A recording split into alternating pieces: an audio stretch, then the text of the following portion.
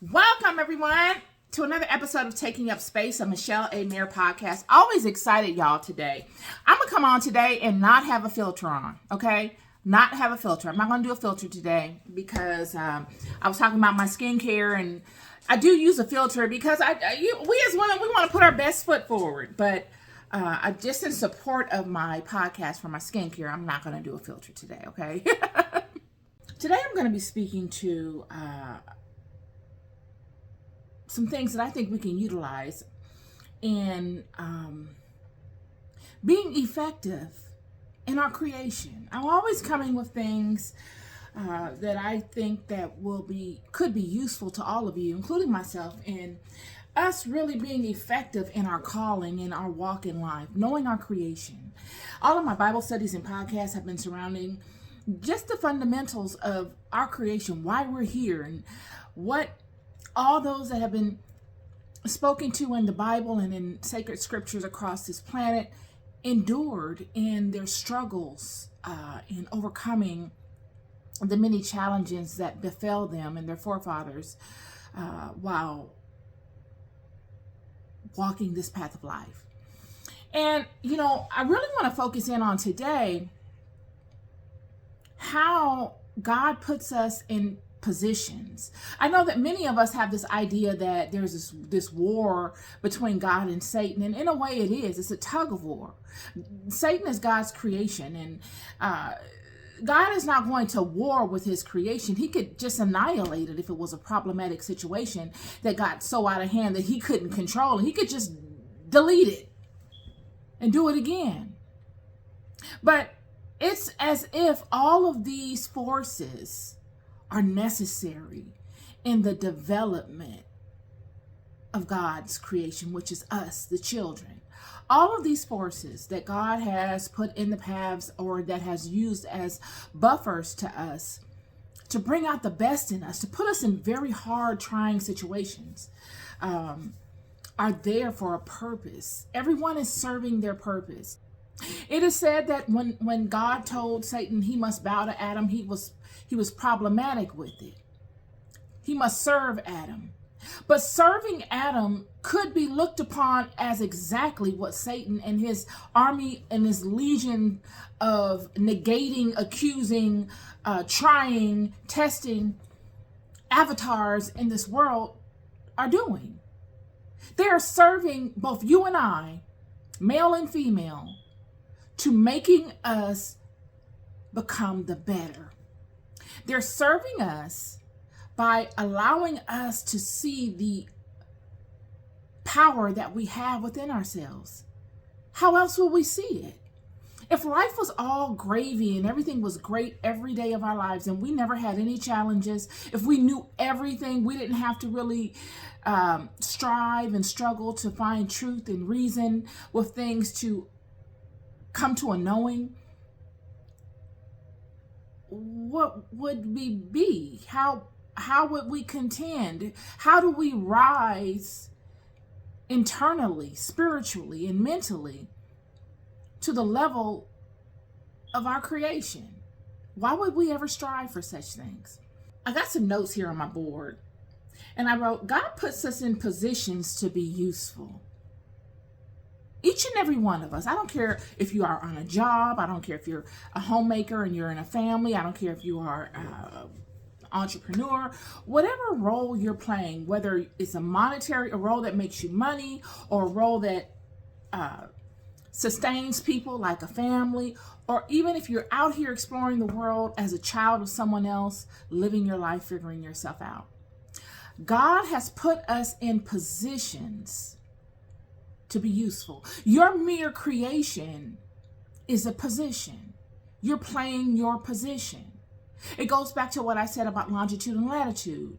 X marks the spot. Wherever you are is your continuous, or is your, not continuous, is your specific position on this earth.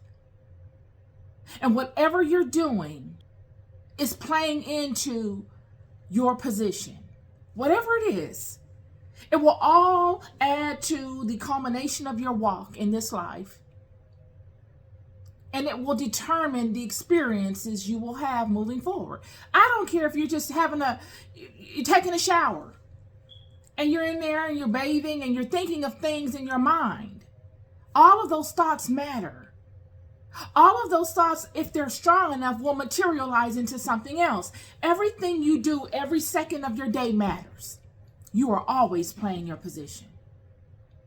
And it goes further than that. It's even more intentful than that. I mean, God himself has allowed man and the fallen ones and all the others that inhabit this realm to create hierarchical systems in this world. Systems to manage people. Systems to do what we were created to do and to be able to manage those things that we create in doing what we were created to do. We were created to be creators. That's our fundamental truth. We're always creating something, whether it leaves our mind and is acted upon in the world, or it stays in the darkness of our mind. We are creating thoughts continuously. It's as if we aspire to these types of roles within these systems, and we forget the fundamental fact that all of this is God's creation. We're just acting out and emanating as avatars in the world, God's stuff. All of us. But it's just like anything else. The more you do it, the further away from the truth of it you become. Because you're more now and not enamored in the invention. You're now enamored in the day-to-day correspondence, activity of managing the invention or prospering off of the invention. And you're now boggled down with the day-to-day nuances of that stuff, the interactions with people because of these inventions, and the feeling of lack if you are not going to reap a financial reward from the inventions, or the feeling of lack if you're not connected to a group of people that are a stronghold within a system that manages these inventions. All this kind of stuff. We can get so boggled down with the hierarchical aspect of the management of the stuff that we will lose focus to the purpose. We will lose focus as to who's really important and what is really important. We will make the output more important than that central divine aspect that I spoke to yesterday in my Bible study that creates the power to do such things and to offer up such aspects. We will find ourselves bowing to the people that manage these systems more than we will the God aspect that births it. I'm going to support that. Think of a situation where you are in a role, an organization, and it's political, like most organizations are, nothing new. Political does not mean bad. Everybody abides by a rule. Everybody's on one accord, and which is very necessary. Okay, I'm not negating that. I think that is very necessary. If I hire someone and I want them to have my vision and I sell them on my vision, I'm going to hire that person that connects with my vision the most, right? I'm not going to hire the person that doesn't really connect with my vision, or that, might seem like they'll connect with my vision, but then they'll end up trying to change my vision to their vision or do it their own way. I'm not going to hire that person. I'm going to hire the person that I can trust will piggyback my vision. They have my vision in mind. We are in agreement to this vision, and we're going to roll with this vision. Nothing is wrong with that. That is what you want. Yet, if my vision convolutes, goes against, or takes you out of your divine alignment, you have the right to speak up and say, no, I'm not looking to do that. That you're asking a bit too much of me. Because that divine alignment, follow me, is consistent with every person born into this world, birthed through a woman. So that requirement, or that one speaking up to me and saying, now we're going a little too far, we should get back on track because we want to stay in alignment with God. We don't want to find ourselves out of alignment with God because God is the power behind this ship. That in itself should be expected. I, as the business owner, the proprietor of such things, I should be able to look at you and say, okay, well, we'll take that into consideration. That is the whole purpose of me hiring you. It's so that you bring your fruit, you bring your perspectives to this team to make it better, to make it rise and elevate to its most optimal level so that it can be the best it can be. And the only way it will be the best it can be if it is standing upon a solid rock. And that rock is God, friend. I'm here to tell you. That rock is God. We see all throughout the biblical scriptures, all throughout the Apocrypha, this dance between Satan and mankind. It's not a dance between Satan and God. I just did the Bible study on the book of Isaiah and the seven fires of the menorah. We will find, you all, that this system is not disconnected from, one part is not disconnected from another part. It's all inclusive. It's just the way you perceive it that looks like there's a disconnect. But I'm here to tell you that the Satans and all of the genies and all of those that are doing their role are doing exactly that, their role. And they will be brought full circle just like all of us will. There's no other way.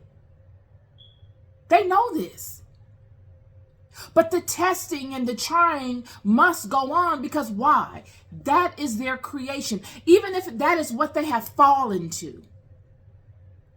We see time and time again within the Apocrypha especially, God and the children speaking to God on behalf of these entities and saying that they're so troublesome and they're having the advantage.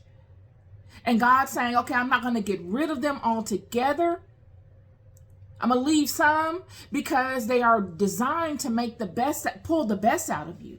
The only reason they're getting the advantage is because you are not ascending.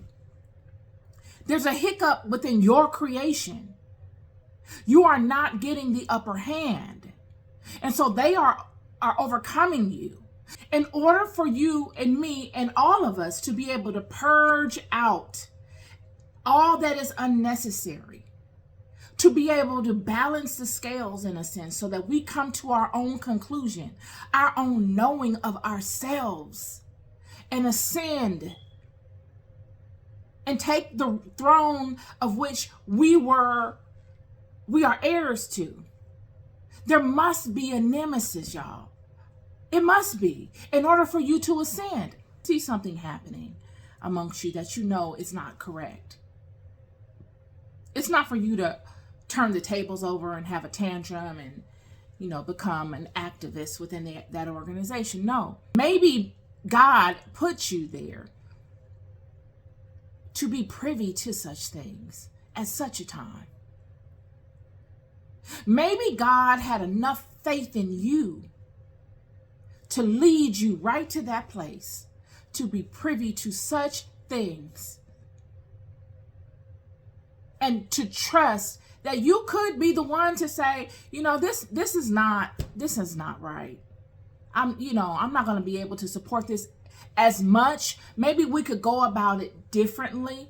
Maybe we could have a conversation as to how we could go about this differently, because this goes against my core value system. I posted on my Instagram today about, there was a movie, it's a little clip that I posted. And the gentleman is saying, kings and mighty men of power will convince you to do their will. They will. That's the hierarchical system, friend. the fallen ones, when they came and they fell, they didn't fall into becoming workers of Adam and Eve. They came up with an ingenious plan to get Adam and Eve to serve them. This is what intelligent people do. Yet, in the Instagram post, the gentleman says, and it is up for you to know that at the end of your life, your single walk in this life, at the end of your life, it will be you standing before God. And you will not be able to say it was because of thus and thus that I was not able to stand in the total truth of what I know within myself. You're not going to be able to do it. It is you that must face the responsibility of your walk. At the end of the day, friend, you've got to keep this in the forefront of your mind. Because if you don't, you will become distracted and you will walk down many paths of regret. Paths that you cannot go back and revisit. I'm going to give you an example. We praise Paul, the Apostle Paul, in the Bible. Paul did monumental things, friend. Absolutely. No doubt about it. But we've got to understand why. Why did he do it? Is it because he just loved God so much? He came into this knowing and he was just, I love you, and I'm going to go out and praise your name into the world. That may have been a part of it. Surely it was.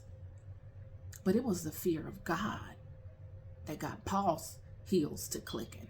I'm here to tell you. When we look at it from a one-on-one perspective, from a reality-based perspective, from natural way of life kind of looking, Paul hunted these people. He hunted the Messiah. I mean, really, he did the most.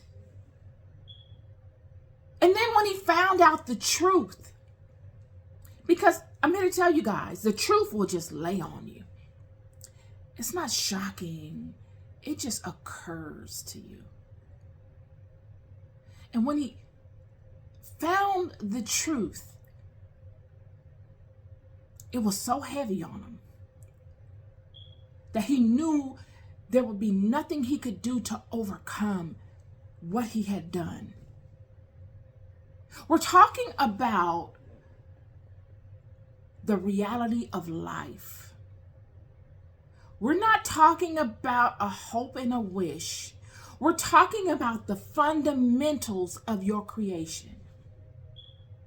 This is what Paul was posed with. The fact that he played a pivotal role in altering something holy and divine. He was the nemesis in the storyline of the coming forth of something so pure and so divine that the world had not seen it yet until that time. That it was bigger than a position. The reality that this position I think I want, and trying to fit in with these Pharisees and these Sadducees and keep my seat of power in this worldly kingdom amongst mortal men, don't mean anything. It has cost me everything. Where do I go from here? How do I rebound from this? This was Paul. And this was the fire that kindled Paul moving forward. He, in a sense, was looking to make up in positivity all the negativity that he created for himself. You see, all that negativity he did to Jesus and his disciples and plotting on them, I'm talking about, and the people that followed him. And Paul was terrible. Terrible. He was like a Caligula. He was terrible to the Christians. He was terrible. And through all of his terror that he inflicted, all the violence, all the wickedness, it was wickedness what Paul did. Pure wickedness. He knew he needed to do something to try to redeem himself. He knew that. And the least he could do is what he did to try to balance the scales. The Bible, like I said in my podcast, the Bible doesn't speak to Paul transitioning, what happens after Paul transitioned. It doesn't speak to him rising and being transformed on the Mount of Transformation and going into heaven. We don't hear anything about Paul like that. It could be that Paul just broke even.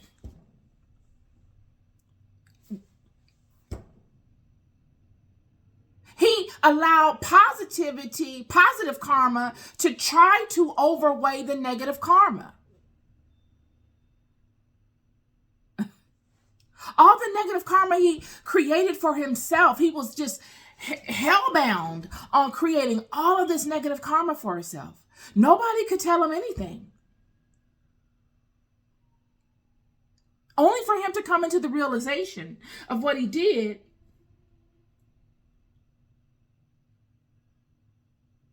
and try to pay back his own karma.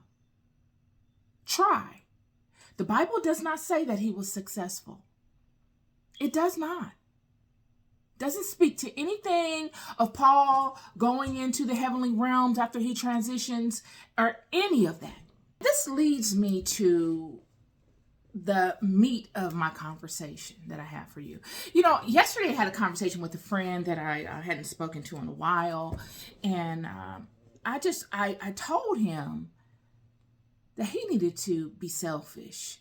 And while I was getting ready to come forward with the podcast, I rewound that conversation. I thought, I wonder what he thinks, because I can recall him kind of becoming silent in the conversation when I said that, as if he was tilling what I said in his mind. Like, wow, she told me to be selfish. I never would have thought, maybe she would have said that. And he knows I do Bible studies. He knows that I do spiritual podcasts. So it was as if he thought maybe, wow, that's kind of an oxymoron. But I mean that. We all must be selfish to an extent. I'm not talking about self-absorbed. I'm not talking about me type of behavior. But I mean selfish in the sense that wherever you are in your walk, you must be able to think independently. Sure, it is very important when you are in a group setting that you and the group that you are with are all on one accord. But in order for you to bring your special uniqueness to that group, you must have solidified that uniqueness. And that uniqueness must be clear. It must be clear as to what your unique trait is. And these are the things that you should lead with, in a sense, where people value that uniqueness in you because it's necessary to that particular setting or that environment. So that when you get in a situation like Paul did, where he's a part of a spiritual group that does not see the value of what this individual Jesus is bringing, or whether you are in a group where people don't see the value of what another person is bringing, that them not seeing the value is not the problem, but the morality issue, the ability for you to act as an avatar of God by way of your uniqueness, to keep the group that you are involved in righteous to an extent, so that you don't bear the weight of their sin. You don't befall the negativity. And in order to do that, you must be selfish. Whether you are in a prison, whether you are in a college, whether you are in a fraternity, whether you are in a a networking group or a business group or an entrepreneurial group, whatever type of setting you're in, whether you are the head or even the child of a family, everyone must be able to keep the environment whole and righteous. I had a conversation with my daughter yesterday as well, and she reminded me of things that I hadn't paid attention to. And in her reminding me, I immediately shed light on it. And I probably would have thought of it anyway, but her bringing it to my attention let me know that it is becoming something that needs to be handled. These are the things that I'm talking about. Had someone potentially come to Paul as a peer and aligned properly, or even spoke up within the environment that Paul was in prior to the crucifixion of Jesus. And I'm not even going to use the crucifixion of Jesus as an example, because these things must have come to pass. It was written that it would happen. But just in other settings, we all must hold ourselves accountable. And in falling out of alignment, just as Adam and Eve fell and they had to go forth with life broken and burdened down with sin and guilt and curses, God told them in chapter 2 of the book of Genesis, verse 18, "Thorns also and thistles shall it bring forth to thee, and thou shalt eat the herb of the field." Why did he say that? Well, before that, he's speaking to God, to Adam, because he fell for what Eve told him, and he's saying, you should have known better. You don't know yourself. And I'm going to have to now send you on a journey, both of you, to figure yourself out. And thorns also and thistles, because he's saying that the ground is cursed because of you. It's not going to reap its fullness to you any longer. Thorns and also thistles shall it bring forth to thee, and thou shalt eat the herb of the field. He's setting rules. Some say that he's telling Adam that he's going to be a vegetarian. He knew, we saw that early in the book of Genesis, or vegan, or what have you. But he's also saying, thorns and thistles shall it bring forth to thee. Why did he say thorns and thistles? He's saying, I'm going to curse. You are burdened with curses. Your whole life is transformed now, which is a curse. It's not going to be a blessing. You are not going to be gifted. You are going to be burdened. But I'm going to do something for you. This burden that you have, you will have support in overcoming this burden. Yes, you are now dependent upon skins and coverings to embody you. Whereas before you were ethereal, you were an ethereal being. You didn't have these problems. You were whole. There was no sickness. There is no physicality. But now you have these things. And because I am sending you forth out of this garden, I won't send you forth without remedies to the problems that you will face. This is where the thorns and thistles come forth from. You see, the thorns and the thistles are medicinal properties. I spoke to the apocotherapy and the aromatherapy and use of essential oils and natural butters and things of that nature that I am very purposeful in using in my life, and that I look to bring forward to you all. But the Bible is speaking to this as well. Thorns and thistles, we find, are some of the most healing botanical essences that we have on the planet. Yes, I have a few of them back here. Aloe vera is a thorny plant. But if you drink it, if you ingest it, if you put it on your body topically, it is a very healing plant. Aloe vera is a very good plant to have around your house. It brings a lot of good energy. It is a very prosperous plant. This also, milk thistle. Milk thistle is great for immunity. It is great for protection. It cleanses the liver. It's a liver purifier. And we all know that all of the things of the body must be purified by what? The liver. The liver is the body's purifier. So definitely ingesting these things have a positive effect on the health and well-being of the body. Rose, that's Rose Absolute. Rose is a very thorny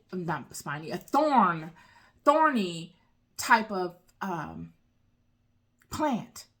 We all know the rose bush is very thorny, but it gives forth a very beautiful oil. Loving, goodness, prosperity, beautifying, wellness, healing. All of these things come forth from rose.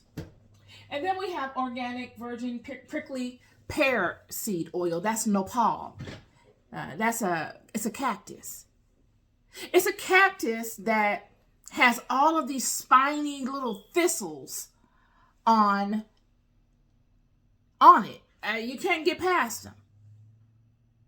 But it is a very healing oil. It is a beautifying oil. It is a great oil. It is a very good oil for health and well-being. Nopal cactus is a very healthy vegetable for the body. So when we see these things in scripture, we're seeing God giving Adam relief. It sounds like it's horrific. Thorns and thistles shall it bring forth to thee. Oh my gosh, thorns and thistles. It's thorny and it's going to be a thistle on it. It's going to harm me. No, that's one way of looking at it. But from the alternative perspective, there's more goodness being spoken to within this scripture, this verse, than it is negativity. God is speaking health and wellness. He's saying, yes, you are going to be bound to these things, but you will have the ability to prosper and to be strong and to be well in this new version of yourself. You will be able to ascend to optimal health. You will just have a different version of yourself presented. And we find that thorns and thistles are what we incur during our walk in life as well. We find ourselves in these thorny and thistly places because of the constraints, because of the results of our actions. We never expected to be in these places.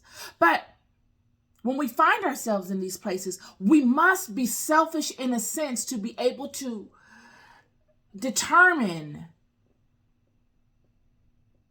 what we need. We must be selfish in the sense to be able to observe our environments and to discern, is this a positive environment for me? Would it lead me to a better a life? Or will this just encircle me back into this same pattern that I've been experiencing my entire life? We have no control into the families of the families we're born into. We have no control a lot of times when we're young in the environments we live in. Sometimes when we're older, we don't have control of the environments we live in. We have no control over them. But what we do have control over are the things we pay attention to. We do have control over how we maneuver in those environments. We do have control as to our response to situations that arise within the environments that we are within. And they all are tests This is what I was telling my friend yesterday on the phone when I said be selfish. Your environment, you might not be able to control it, but you can control what you do in that environment. You can control what you focus your thoughts on. Make it serve you. Immerse yourself in things that serve you and strengthen you, because those will be the things that will serve you later in your life. You will not be regretful for the time you spent immersed in the things that feed your soul. They feed your soul for a purpose. And that purpose is that God is going to use that in you later in your life. This is why you love it and you're so focused on it. Immerse in that. And don't allow people to direct your path and take you off of your circle because they want to use you as a pawn to do things. No, you must stay in alignment. You've got to.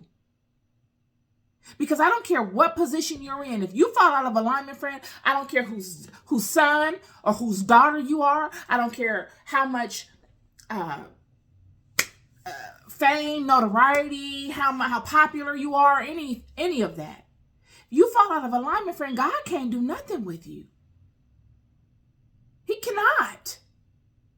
God is a God of rules. Goes back to God saying, have you thought of my servant Job? Have you considered my servant Job? God is a God of rules. And he's saying, I left that situation unchecked with Job. I can't let Job slide. Everybody else was tested.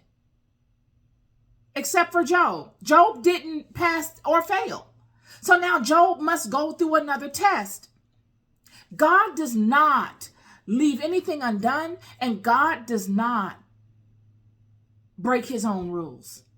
That's not what he does for any of us. What God will do you like Job and send you through a trial because you failed to live up to God's expectation of you by not making the right decision. And now you off on some other journey that was never even meant for you. I'm bringing these things up because I love you and I know what I'm talking about. The thorns and the thistles of life are medicinal. The struggles you have, believe me when I tell you, the struggles you have are medicinal and they're very difficult. And they all depend on how you see them. I woke up this morning with this on my mind. I can look at all the problems in my life as problems, or I can look at them as avenues for me to become better, for me to look at them from another perspective.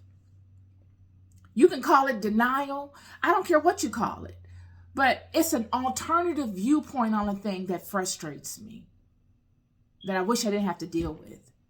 But obviously, God has it in his plan to make me deal with it, because he wouldn't have led me to it and he wouldn't be leading me through it. So that's just my word for you all today as well. You got to be selfish sometimes, y'all. Not selfish as to me. No, but selfish in the sense that your thought matters. Your input matters. You have power. And that is your power. And God put you in those situations and in those environments to exert your power. Exert your power in those situations. Not in a malicious and a, negative way, but in a loving way.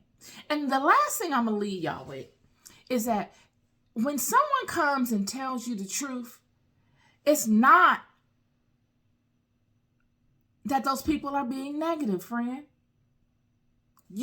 It's not. The truth is not always negative. It's just the truth. The truth, is the most loving thing someone can give you.